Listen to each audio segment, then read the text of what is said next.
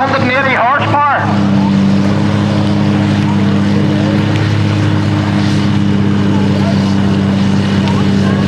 And he's going strong. There's 30 anyway. 40. Going to be 50 now.